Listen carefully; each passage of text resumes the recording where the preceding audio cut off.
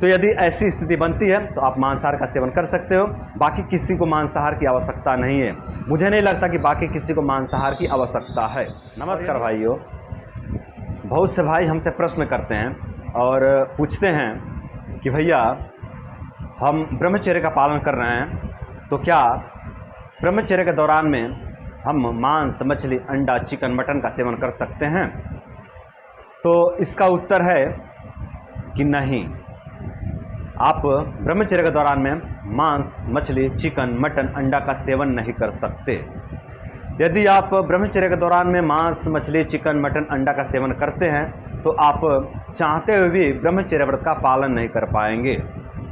यदि आप ब्रह्मचर्य के दौरान में चिकन, मटन, अंडा का सेवन करते हैं, इस तरह के मांस, मछली का सेवन करते हैं, तो इसके सेवन से आपके शरीर में गर्मी बढ़ेगा, आपके शरीर में हीटिंग बढ़ेगा, मतलब आपके शरीर में पित्त दोष का प्रकोप होगा और ये बढ़ा हुआ पित्त दोष आपको शुक्र स्राव की समस्या को उत्पन्न कर देगा।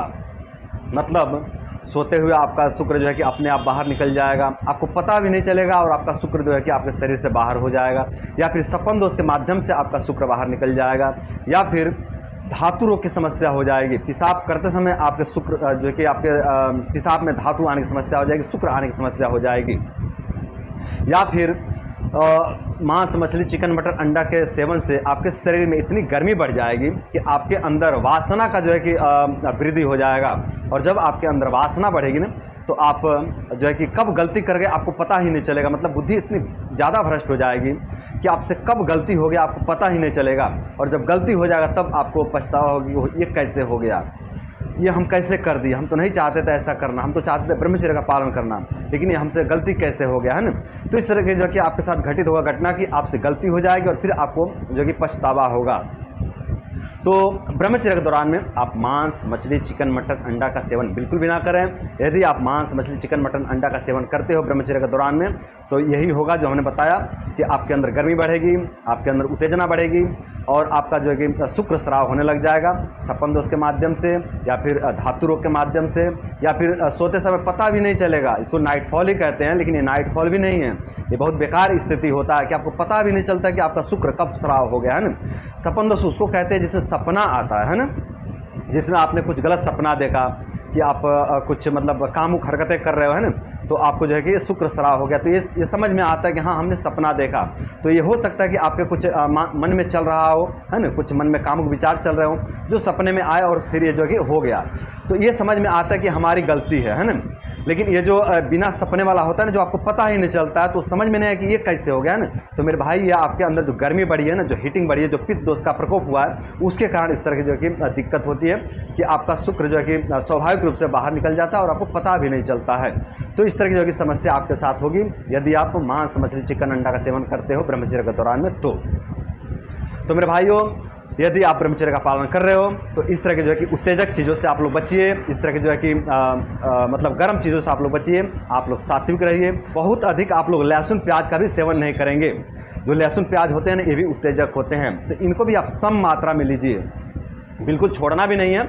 यदि आप छोड़ दिए हो किसी संत से जुड़ करके तो ठीक है, कोई बात नहीं है, लेकिन आप यदि गृहस्थ में हो और संयम पूर्वक आप लहसुन प्याज खा रहे हो तो संयम पूर्वक आप लहसुन प्याज खाते रहिए, कोई दिक्कत नहीं है। आप जो है कि संयम रख करके आप चलिए, आगे बढ़िए।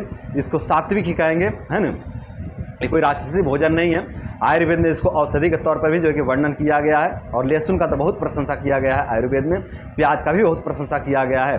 तो ये सब औषधियाँ ही हैं। यदि आप जो है कि सम मात्रा में इसका सेवन करते हो तो इससे आपके शरीर का पोषण होता है, इससे आपके शरीर की रक्षा होता है, इससे आपका जो है कि शरीर के जो बैड बैक्टीरिया होते हैं ना, उसका नाश होता है लहसुन का सेवन करने से। और प्याज का सेवन करने से आपके शरीर का पोषण होता है। आपके शरीर में जो वात दोष का प्रकोप होते रहता है ना, रोज़ जो एक शरीर में जो वात दोष का प्रकोप होता है, जो चलने से, दौड़ने से, काम करने से, मेहनत करने से जो शरीर में वात दोष का प्रकोप होता है, उसका जो है कि शमन हो जाता है प्याज के सेवन से। तो ये सभी औषधियाँ हैं, आप सम मात्रा में इसका सेवन करते रहिए, लेकिन बहुत अधिक मात्रा में लहसुन प्याज का सेवन न करिए। और चिकन, मटन, जो कि अंडा, मछली, इस तरह के जो कि खान पान का आप बिल्कुल भी सेवन न करें यदि आप ब्रह्मचर्या में हैं तो। हाँ, एक स्थिति में आप मांसाहार का सेवन कर सकते हो, जब आपके डॉक्टर ने आपको बोल दिए हो कि आप मांसाहार का सेवन करो, तब आप जो है कि मांसाहार का सेवन कर सकते हो। यदि आपको कुछ ऐसे रोग हो गए हैं जिसमें आपके शरीर का नाश होते जा रहा है जिसमें आपका शरीर खत्म होते जा रहा है। जैसे कि टीबी एक रोग होता है जिसमें शरीर दिन पर दिन क्षय होते जाता है।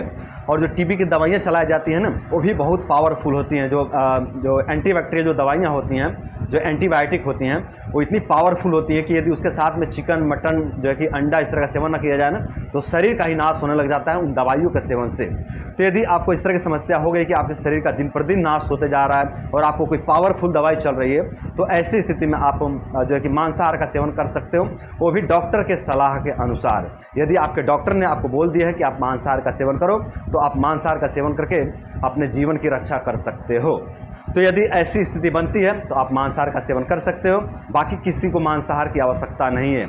मुझे नहीं लगता कि बाकी किसी को मांसाहार की आवश्यकता है। और यदि आप ब्रह्मचर्य का पालन कर रहे हो तो आपको मांसाहार की आवश्यकता तो बिल्कुल भी नहीं है। तो आप ब्रह्मचर्य में हो तो मांसाहार का सेवन ना करो, आप सात्विक होकर के ब्रह्मचर्य का पालन करो और ब्रह्मचर्य का पालन करके आप लोग अपने जीवन को सुंदर, सरल एवं सफल बनाओ। तो दोस्तों, आज के लिए बस इतना ही। उम्मीद करता हूँ कि इस वीडियो से आप लोग को बहुत कुछ सीखने को मिला होगा और साथ ही ये भी उम्मीद करता हूँ कि इस वीडियो को देख करके आप लोग समझ बनाएंगे और समझ बना करके सात्विक बन करके आप लोग ब्रह्मचर्य का पालन करेंगे और ब्रह्मचर्य का पालन करके आप लोग अपने रोग दोष बीमारी कमजोरी को दूर करेंगे और अपने रोग दोष बीमारी कमजोरी को दूर करके आप लोग अपने जीवन को सुंदर, सरल एवं सफल बनाएंगे। तो आज के लिए इतना ही। नमस्कार।